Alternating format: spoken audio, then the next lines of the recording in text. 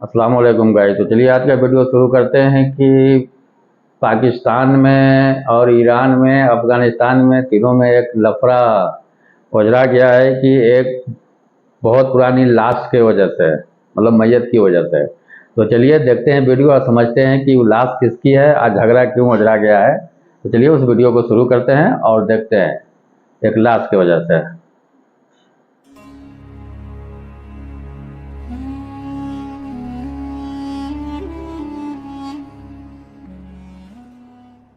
दोस्तों ये बात है साल सन 2000 के अक्टूबर के महीने की कि जब पाकिस्तान के मशहूर शहर यानी कि क्वेटा में रहने वाले एक कबीलाई सरदार के घर पर पुलिस ने दस्तक दी। पुलिस को देखते ही आसपास के लोगों ने सोचा न जाने आज किसने क्या कर दिया है और आज किसकी बारी आ गई है। मगर कुछ देर के बाद ही पुलिस ने उस घर से एक ताबूत निकाला, एक ऐसा ताबूत कि जिसको लाश के लिए इस्तेमाल किया जाता है। आसपास के लोग कुछ ऐसा देख रहे थे कि जो उन्होंने इससे पहले इस इलाके में कभी भी नहीं देखा था। पुलिस की तरफ से फौरन ही इस ताबूत को क्वेटा से कराची की तरफ भेजा गया। ये ताबूत कराची पहुंचा ही होगा कि उससे पहले इस ताबूत की खबरें न सिर्फ पाकिस्तान में ही बल्कि अब पूरी दुनिया में फैल चुकी थीं। हर तरफ इसी ताबूत के बारे में चर्चाएं की जा रही थीं और हर किसी के दिमाग में इस ताबूत से जुड़े न जाने कितने सवाल पैदा हो चुके थे।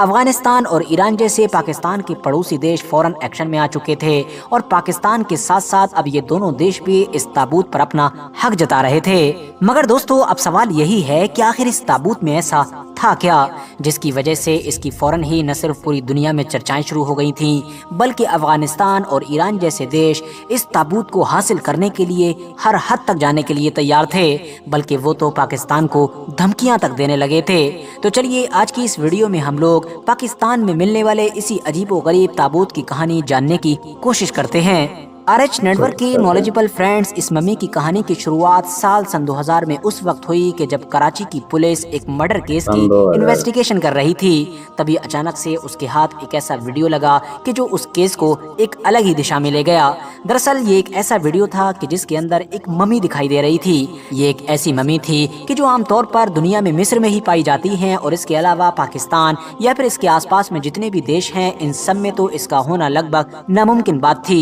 वीडियो बनाने वाला इस मम्मी को बेचने की बात कर रहा था और दाम लगा रहा था 60 करोड़। हाँ दोस्तों, आप लोग बिल्कुल सही सुन रहे हैं, 60 करोड़। पुलिस ने फौरन जब छानबीन शुरू की तो पता चला ये वीडियो अली अकबर नाम के एक इंसान ने बनाया है कि जो कराची का ही रहने वाला है। और पुलिस ने जब उसको गिरफ्तार किया तो उसने बताया कि दरअसल ये मम्मी इस वक्त बलूचिस्तान के कोयटा शहर में रखी हुई है, एक ऐसे कबीलाई सरदार के पास कि जो ऊँटों का कारोबार करता है। इस कबीलाई सरदार का नाम वली मोहम्मद बताया गया था। पुलिस फौरन कोयटा पहुंची और उसके घर से वो मम्मी भी बरामद कर ली और उसके बाद फौरन, जैसा कि मैंने आपको शुरू में ही बताया, इस मम्मी को कराची लाया गया। वीडियो बनाने वाले अली अकबर और जिसके यहाँ से मम्मी बरामद हुई थी यानी कि कबीलाई सरदार वली मोहम्मद, इन दोनों के ही ऊपर न सिर्फ केस चलाया गया बल्कि इनको जेल में भी डाल दिया गया। मगर दोस्तों पुलिस के दिमाग में तो इस मम्मी से जुड़े हुए सारे सवाल अभी भी बाकी थे। पुलिस यही सोच रही थी कि एक ऐसी मम्मी के जो सिर्फ मिस्र में ही पाई जाती है वो पाकिस्तान में क्या कर रही है, आखिर ये असल में मम्मी आई कहां से है।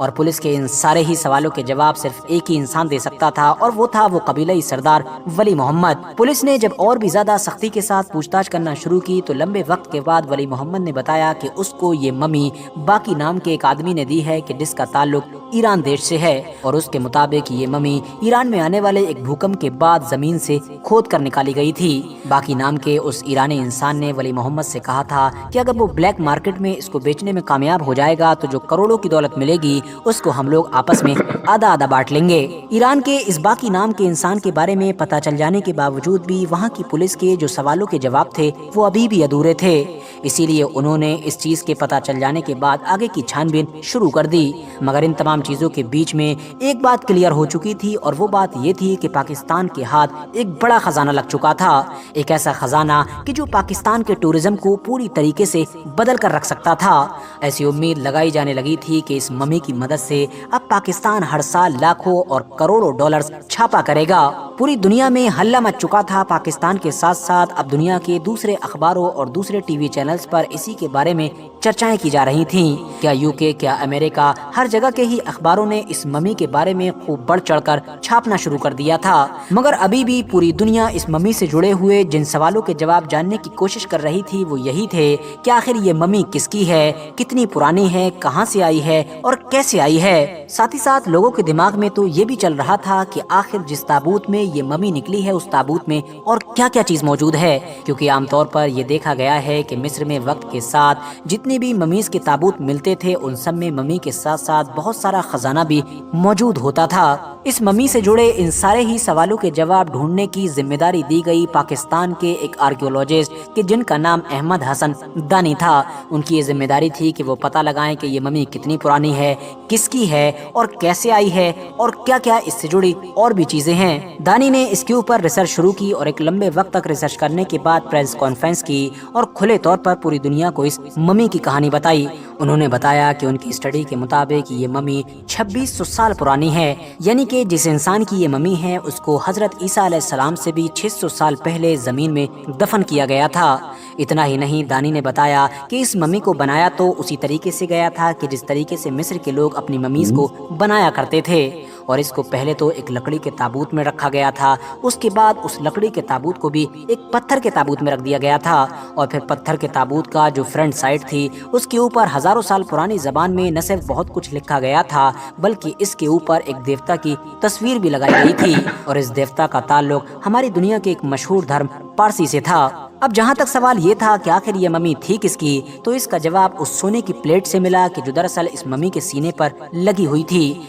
इसके मुताबिक ये पर्शिया यानी कि आज के ईरान के इतिहास के एक जो मशहूर और ताकतवर बादशाह हुआ करते थे कि जिनका नाम ज़रक्सीज़ फर्स्ट था, उनकी बेटी की मम्मी थी, जिसकी बॉडी पर मोम और शहद का लेप लगाकर उसको मम्मी बनाया गया था और बाद में इसकी सर पर बकायदा एक सोने का मुकुट भी पहनाया गया था। मगर दोस्तों, मम्मीज के बारे में इंटरेस्ट रखने वाले और नॉलेज रखने वाले लोगों के दिमाग में अभी भी सवाल यही आ रहा था कि भाई ये जो मम्मी बनाने का कल्चर था ये तो मिस्र के इतिहास में पाया जाता था, आखिर उस दौर में पर्शिया में एक लड़की की मम्मी किसने बना दी थी। अब जाहिर है इसका परफेक्ट और साफ जवाब तो किसी के भी पास मौजूद नहीं था, इसीलिए 2000 के दौर में अलग अलग आर्कियोलॉजिस्ट ने अपनी अपनी राय पेश करना शुरू कर दी थी। कोई कह रहा था कि हो सकता है इस शहजादी का ताल्लुक तो मिस्र से ही हो, मगर बाद में पर्शिया के किसी शहजादे के साथ इसकी शादी कर दी गई हो, इसीलिए बाद में मिस्र के दूसरे लोगों की तरह इसकी भी मम्मी बनाई गई हो। जबकि कोई कह रहा था कि हो सकता है कि शहजादी का ताल्लुक साइरस द ग्रेट यानी कि उनके दौर से हो कि जिसको हम लोग जुल्करनैन के नाम से भी जानते हैं। कुछ लोगों ने यह भी अंदाजा लगाया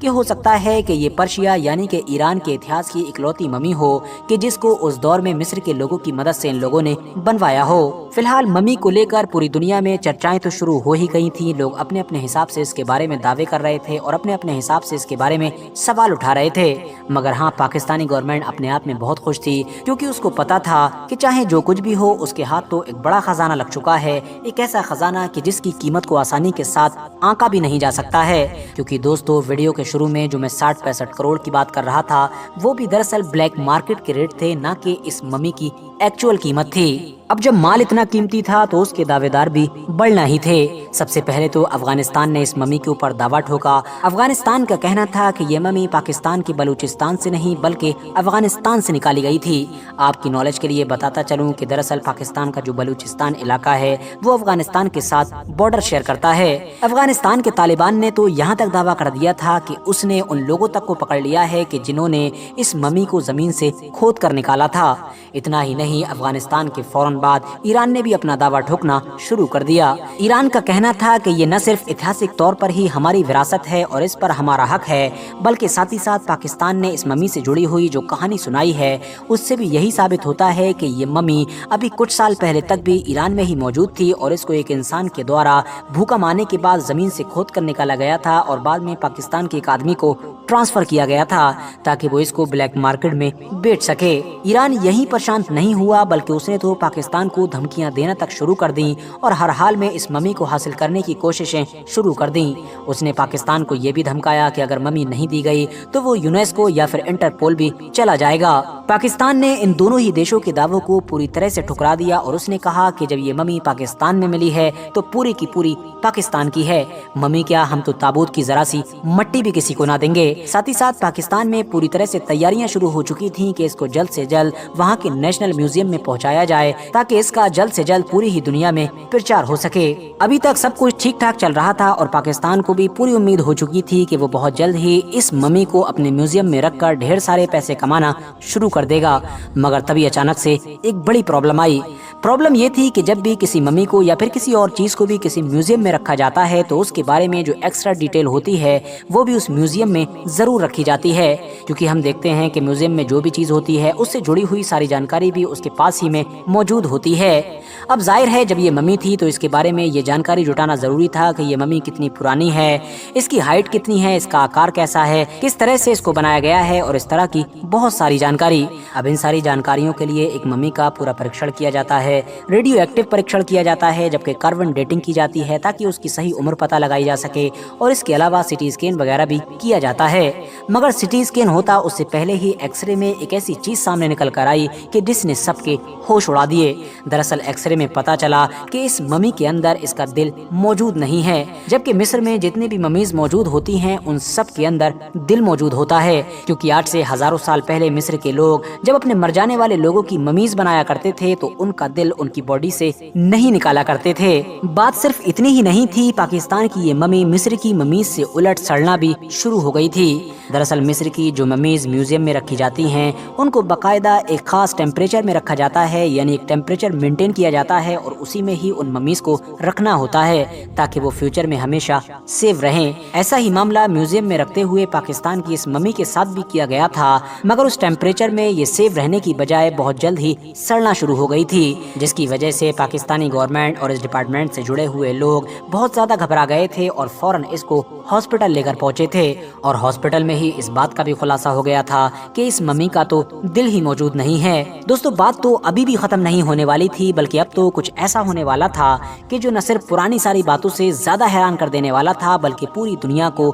ہلا دینے والا تھا۔ ایک ایسا کام ہونے والا تھا کہ جو مانو سب کچھ ختم کر دینے والا تھا۔ دراصل ہوا یہ کہ جب ان سارے معاملوں سے گھبرا کر فوراً یہ فیصلہ لیا گیا کہ اس ممی کے اوپر اور زیادہ ریسرچ کی جائے گی، بہت جلد اور گہرائی کے ساتھ ریسرچ کی جائے گی، تو پتہ یہ چلا کہ دراصل اس ممی کی عمر 2600 سال تو چھوڑیے 26 سال بھی نہیں ہے۔ آگے کی جانچ پڑتال سے پتہ چلا کہ اس کے اندر جتنا بھی سونا وغیرہ نکلا تھا وہ بھی نکلی تھا، کسی دوسرے دھاتوں سے بنایا گیا تھا، اور جو اصلی تھا بھی وہ اتنا پتلا تھا کہ ہاتھ لگانے سے ہی ٹوٹ جائے۔ اس کے علاوہ اس ممی کے بالوں پر بھی کلر کیا گیا تھا تاکہ یہ پرانے اور اصلی لگیں۔ تابوت کے اوپر پرشیا کے اتہاس سے ریلیٹڈ جو ساری جانکاری لکھی ہوئی تھی وہ بھی ساری کی ساری فیک نکلی، اور بعد میں پتہ یہ چلا کہ یہ کوئی ہزاروں سال پرانی ممی نہیں ہے بلکہ بیچاری کسی 20 سے 21 سال کی لڑکی کی لاش ہے جس کی موت سن 1996 میں ہوئی تھی۔ پولیس کی طرف سے یہ دعویٰ کیا گیا تھا کہ 1996 میں مرنے والی اس لڑکی کا یا تو مرڈر ہی کیا گیا تھا، یا پھر اگر مرڈر نہیں بھی کیا گیا ہوگا تو اس کے مرنے کے فوراً بعد اس کی قبر کو کھود کر اس کی لاش کو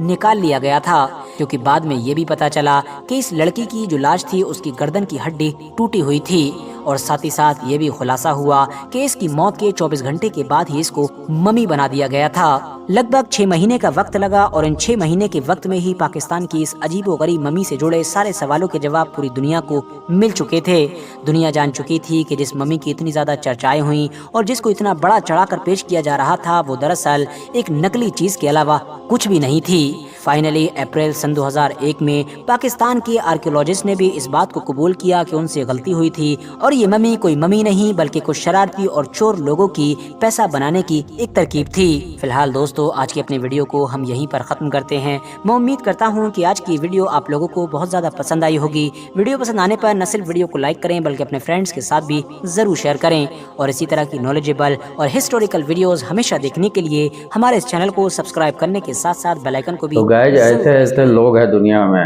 جو کسی بھی لڑکی کو پیسہ کمانے کے لیے لوگ کیا کیا کر سکتے ہیں۔ کسی بھی لاش کو ممی بنا کر کے اور اس کو ایک مرتبہ ونڈر مارکیٹ میں پھیلا کر کے یا لوگ کیسے کیسے کر کے لوگ پیسہ بناتے، مطلب انسانیت بالکل مر چکی ہے۔ انسانیت اب دنیا میں ہے ہی نہیں۔ جس طریقے کا یہ اسٹوری ہے اس طریقے سے تو یہ لگتا ہے کہ پیسہ کے آگے ساری انسانیت ختم ہو گئی ہے. تو چلیے ملتے ہیں پھر کسی اور ویڈیو میں، جب تک کے لیے بائے.